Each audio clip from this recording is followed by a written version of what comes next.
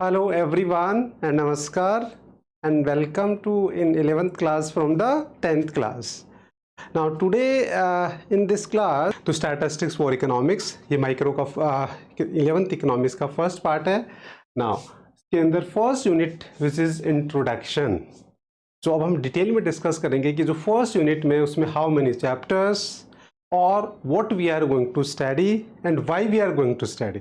सो ये सारा डिटेल में डिस्कस करेंगे. तो देखिए स्टैटिस्टिक्स जो फर्स्ट यूनिट है उसका सिलेबस ये है. तो इसमें हम क्या पढ़ेंगे, व्हाट इज इकोनॉमिक्स. देखिए बुक का नाम क्या है, statistics for economics. So by name is clear कि there are two subject which is combined, statistics and economics. Both are the different subject, but हम यहाँ क्या पढ़ रहे हैं, स्टैटिस्टिक्स फॉर इकोनॉमिक्स. सो वो स्टैटिस्टिक्स का पार्ट हम पढ़ेंगे जो इकोनॉमिक्स में यूजफुल होगा. तो इसलिए फर्स्ट चैप्टर जो इंट्रोडक्शन है बच्चे, उसमें हम क्या पढ़ने वाले हैं, हम सबसे पहले पूरे जो हमारा नेम स्टैटिस्टिक्स फॉर इकोनॉमिक्स इसी को इंट्रोड्यूस करेंगे. तो सबसे पहले हम पढ़ेंगे कि what about economics and what we are going to study economics. Then उसके बाद में what about statistics, what is statistics.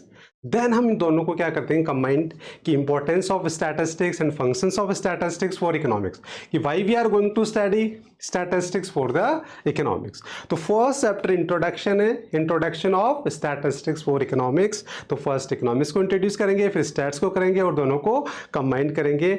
ये हमारा first chapter and first unit है विच इज 4 मार्क्स. तो इस यूनिट के अंदर क्या है बच्चे, चैप्टर क्या है, ओनली 1, और जो मार्क्स है वो क्या है, 4 marks. Maximum marks are 4 and syllabus मैंने आपको बता दिया what we are going to study. ना उसके बाद second unit that is collection, organisation and presentation of data. ये सेकंड यूनिट है और इसके अंदर what we are going to study. तो देखिए by name collection, organization, presentation. तो 3 पार्ट में हम इसको पढ़ेंगे. पहले कलेक्शन ऑफ डेटा के बारे में पढ़ेंगे, फिर ऑर्गेनाइजेशन और फिर प्रेजेंटेशन. ये इसका पूरा सिलेबस है. नाउ अब इसके अंदर हाउ मेनी चैप्टर्स. तो अगर हम बात करें तो यहाँ जो चैप्टर्स होंगे there will be as per the NCERT 3 chapters होंगे, collection, organisation and presentation, 3 chapters. And marks जो है वो हम अगर देखो वैसे कंबाइनली मार्क्स दे रखा है 15. तो अगर हम फर्स्ट को 4 मार्क्स एज्यूम कर लेते हैं, वैसे CBSE ने इसका कंबाइंड मार्क्स डिस्ट्रीब्यूशन दे रखा है 15, बट अगर हमने उसको 4 को मान लिया तो ऑलमोस्ट 11 मार्क्स जो है वो इस यूनिट से आते हैं. मतलब 3 to 4 मार्क्स फर्स्ट यूनिट से पूछा जाता है नॉर्मली, और बाकी जो है 11 या 12 मार्क्स का इस यूनिट से पूछा जाता है. वैसे CBSE ने इसको कंबाइंडली 15 मार्क्स का, दोनों यूनिट को कंबाइन करके 15 मार्क्स का डिस्ट्रीब्यूशन किया है. Now what we are going to study. तो इसमें as per the NCERT there will be 3 chapters. सबसे पहले हम पढ़ेंगे कलेक्शंस ऑफ डेटा. सो देखिए what is statistics. In very common sense अगर हम बात करें statistics, it means data. So जब statistics related to data, so now second chapter में हम यही पढ़ेंगे कि what is data, types of data, what are the various methods of data. So collections of data chapter में हम पूरा data के बारे में पढ़ने वाले हैं कि डेटा क्या होता है, उसके क्या टाइप्स होते हैं, क्या मेथड होते हैं, जैसे प्राइमरी डेटा, सेकेंडरी डेटा, उनको कैसे कलेक्ट करते हैं, सब कुछ डिटेल में हम डिस्कस करेंगे. नाउ तो सेकंड है organization. Once you have collect the data, they are a very raw data, क्योंकि वो उनसे कोई हम इंटरप्रिटेशन कुछ नहीं निकाल सकते. So we need to organize the data. Say for example अगर आपने क्लास के अंदर इकोनॉमिक्स के जो मार्क्स है बच्चों के, उन्होंने आपने पूछा और आपने बोर्ड पे लिख दिया सारे, बिना रोल नंबर के, बिना क्लासिफिकेशन के, बिना सपोज बॉयज़ गर्ल्स, आपने सिंपल बस बच्चों से पूछा और लिख दिया, तो आपको समझ में आ रहा है, क्लास को समझ में आ रहा है. बट अगर बाहर से कोई एंटर करता है क्लास में, उनको समझ में नहीं आएगा. अगर उन्हीं मार्क्स को हम कैसे अरेंज कर दें, roll number wise, boys girls, तो डेफिनेटली वो क्या होंगे, समझ में आ जाएगा, कंपैरिजन हो जाएगा. तो वही हम इसमें पढ़ेंगे ऑर्गेनाइजेशन की, how to organize the data. जो हम डेटा कलेक्ट करते हैं उसको प्रॉपर ऑर्गेनाइज करके उससे और हम उसकी अंडरस्टैंडिंग क्रिएट कैसे करें ना. उसके बाद फिर once you organize the data then presentation. तो प्रेजेंटेशन ऑफ डेटा हम करेंगे कि डेटा को और ईजी करने के लिए हमें उनको presentation in different form like tabular presentation हम डिस्कस करेंगे. उसके अलावा उसमें हम बार डायग्राम, पाई डायग्राम के बाद में हम उसमें हिस्टोग्राम, ठीक है। ओजाई, फ्रीक्वेंसी डिस्ट्रीब्यूशन, ये सारे जो आपने 10th क्लास तक पढ़े हैं, सब कुछ ये आपने 10th में पढ़ा है, सारे ग्राफ्स वो सारा हम डिस्कस करेंगे। टाइम सीरीज ग्राफ्स, सो ये सारा डिटेल सिलेबस यहाँ दे रखा है। तो इसका ऑलमोस्ट ही मान के चलिए कि आपका 30 to 40% तो आपने 9 to 10th में ऑलरेडी पढ़ रखा है। तो ये बहुत ही इंटरेस्टिंग पार्ट है।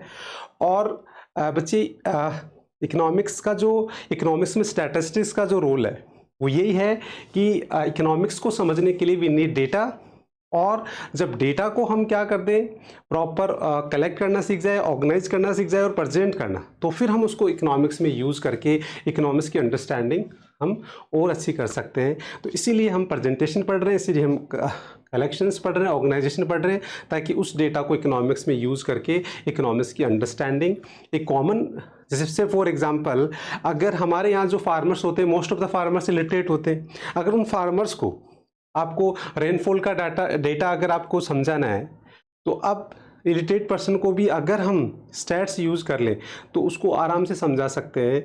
कैसे कि उन्हीं डेटा को हम प्रॉपर कलेक्ट करके, ऑर्गेनाइज करके और बार डायग्राम में प्रेजेंट करके, और अगर हम फार्मर्स को दिखा दें पिक्चर्स में, तो डेफिनेटली समझाएंगे कि लास्ट ईयर के बार्स में मतलब रेनफॉल अगर बड़े बार्स हैं तो वो रेनफॉल ज़्यादा था, इस बार क्या प्रेडिक्शंस है। तो बार को देख के आराम से एक लिटरेट पर्सन भी क्या हो सकता है, उसकी भी अंडरस्टैंडिंग। तो यही बेसिकली मोटिव होता है स्टैटिस्टिक्स फॉर इकोनॉमिक्स, ताकि इकोनॉमिक्स में स्टैट्स का यूज़ करके अंडरस्टैंडिंग ऑफ इकोनॉमिक्स वो है वो ईच एंड एवरी पीपल्स तक हम। तो ये बहुत इंटरेस्टिंग पार्ट है जो हम सारा पढ़ेंगे, डिटेल में सारी चीज़ें डिस्कस करेंगे ना। उसके बाद में आता है third unit, that is statistical tools and interpretation. ना बच्चे ये भी बहुत इंटरेस्टिंग है, आप लोगों ने इसका भी 50% पार्ट ऑलरेडी पढ़ रखा है 9th-10th में, जो मैं अभी बताता हूँ आपको। देखिए इसका जो डिटेल सिलेबस है वो मेजर्स ऑफ सेंट्रल टेंडेंसी है, अर्थमेटिक मीन। इससे पहले अगर हम बात करें कि इसमें जो चैप्टर्स हैं वो कितने हैं एज पर द एनसीईआरटी, अगर हम बात करें तो एक मीन का चैप्टर होगा, एक मीडियन और मोड का होगा, कोरिलेशन और इंडेक्स। तो इसमें बेसिकली 4 चैप्टर्स होंगे और जो मार्क्स है वो 25 मार्क्स, मैक्सिमम मार्क्स आर 25। ये मार्क्स डिस्ट्रीब्यूशन है। अब सबसे पहला जो चैप्टर होगा वो मेजर्स ऑफ सेंट्रल टेंडेंसी। इसके अंदर 2 चैप्टर होंगे, एक अर्थमेटिक मीन का सेपरेट चैप्टर होगा और एक मीडियन और मोड का, जो आपने 9th-10th में बहुत अच्छे से पढ़ा। तो ये पार्ट आपको बड़ा इंटरेस्टिंग होने वाला आप लोगों के लिए। देन उसके बाद में कोरिलेशन, ये बिल्कुल आपके लिए न्यू टॉपिक आएगा, कोरिलेशन। सो ये चैप्टर इसके अंदर 3rd चैप्टर होगा। मतलब वैसे देखा जाए तो देखो first unit first chapter, 3 chapters in 2nd unit, तो 4 चैप्टर हो गए। फिर अर्थमेटिक मीन का 5th चैप्टर हो जाएगा, ये 6th हो जाएगा, कोरिलेशन 7th हो जाएगा, और लास्ट में जो इंडेक्स नंबर होगा वो क्या हो जाएगा 8th चैप्टर हो जाएगा। तो पूरे as per the NCERT 8 chapters होते हैं स्टैटिस्टिक्स में। तो ये 7 चैप्टर होगा वैसे, और यूनिट का क्या होगा 3rd चैप्टर होगा। इसमें कोरिलेशन में हम क्या पढ़ेंगे, 2 वेरिएबल्स एक साथ पढ़ेंगे और उनमें रिलेशन देखेंगे कि पॉजिटिव नेगेटिव, जो इकोनॉमिक्स में बहुत काम आता है, because economics depend on the 2 and more than variables like जैसे demand and price. if price increases demand decreases, तो व्हाट काइंड ऑफ रिलेशन, किस डिग्री का रिलेशन है। तो इसीलिए हम कोरिलेशन पढ़ते हैं स्टैट्स का, ताकि वो इकोनॉमिक्स में जो वेरिएबल्स होते हैं, इकोनॉमिक्स में जो रिलेशंस होते हैं वेरिएबल में, वो समझने के लिए हम कोरिलेशन स्टैट्स का पढ़ते हैं। देन उसके बाद में इंडेक्स नंबर, जो तो बहुत ही इंपॉर्टेंट चैप्टर होगा बच्चे, बिकॉज इंडेक्स नंबर जो है वो आपकी थ्रू आउट लाइफ काम आने वाला है। Bye name is clear, index number, तो वो इंडिकेट करता है अबाउट द चेंजेस। से फॉर एग्जांपल हमारा जो जीडीपी है वो भी एक इंडेक्स है, इन्फ्लेशन एक इंडेक्स है। इससे हमें पता लगता है कि इन्फ्लेशन जैसे वीकली मंथली पब्लिश होता है तो हमें पता लग जाता है कि अगर इन्फ्लेशन रेट बढ़ रहा है इसका मतलब प्राइसेस बढ़ रही है, अगर हमारा जीडीपी बढ़ रहा है it means we are growing. तो ये कैसे कैलकुलेट होते हैं, जीडीपी, प्राइस, इन्फ्लेशन, ये सब कुछ हम इसी में पढ़ेंगे कि how to prepare the index which indicate about the growth of particular sector, economy. तो ये तो बहुत ही प्रैक्टिकल चैप्टर्स है और रियल लाइफ में बहुत काम आएगा। सो उसके बारे में हम पूरा डिटेल में पढ़ेंगे। देन उसके बाद में स्टैटिस्टिक्स इज़ नाउ कंप्लीट। तो ओवरऑल अगर हम बात करें तो स्टैटिस्टिक्स आप लोगों के लिए बहुत ईजी है। Statistics now overall statistics is completed. और स्टैटिस्टिक्स आपने देखा बच्चे, इसमें इंटरेस्टिंग पार्ट क्या निकल के आ रहा है, ऑलमोस्ट 50% पार्ट आपको ऑलरेडी आता है। तो इसलिए ये आपकी एक स्ट्रेंथ बनेगी। आपको घबराना नहीं है कि स्टैटिस्टिक्स इज न्यूमेरिकल है, नो। अगर जो भी है वो आपका ऑलरेडी 50% पढ़ा हुआ है, बाकी 50% आपको क्या करना है, और उसको भी हम बहुत इंटरेस्टिंग बनाने वाले हैं। तो आगे हम डिटेल में पढ़ेंगे, तो हम जब मैं पढ़ाऊँगा तो उसको भी बहुत इंटरेस्टिंग